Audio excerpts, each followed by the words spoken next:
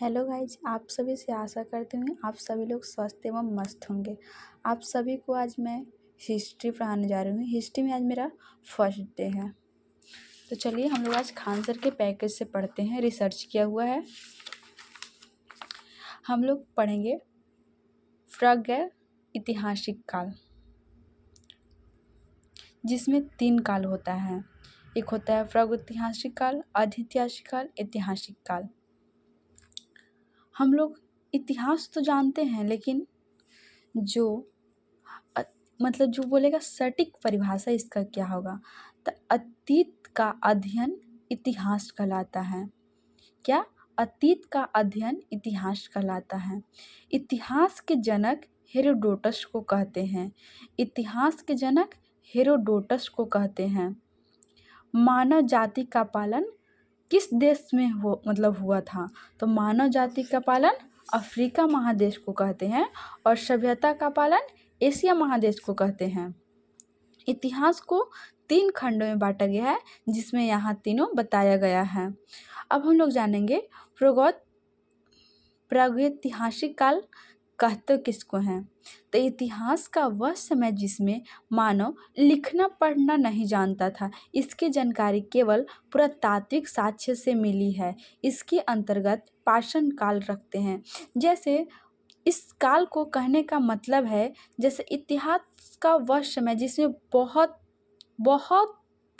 बहुत ईसा पूर्व पहले की बात है, जिसमें हम लोग जानते तक नहीं थे कि क्या हम लोग मनुष्य हैं। उस समय की बात है जिसमें मानव लिखना पढ़ना कुछ नहीं जानता था। इसकी जानकारी केवल और केवल पुरातात्विक साक्ष्य से मिली है। ओके, अब हम लोग देखेंगे पाषाण काल। यहाँ पर इसी काल में पूरा पाषाण काल, मध्य पाषाण काल, नव पाषाण काल, ताम्र पाषाण काल, आज हम लोग यही चारों को देखेंगे। अब हम लोग जानते हैं पाषाण काल। वह समय जब मानव पत्थर के औजार एवं हथियार का उपयोग करता था, पाषाण काल कहलाता है। उस समय की बात है जब मानव औजार और पत्थर को हथियार अपना करता था।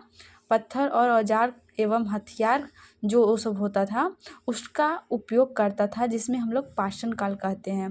भारत में सर्वप्रथम 1863 ईस्वी में रॉबर्ट ब्रूस ने पाषाणकालीन सभ्यता की खोज की है। भारतीय पुरातत्व का पिता सर किसको कहा जाता है? मतलब भारतीय पुरातत्व का पिता किसे कहते हैं? सर अलेक्जेंडर कंघिम हैं।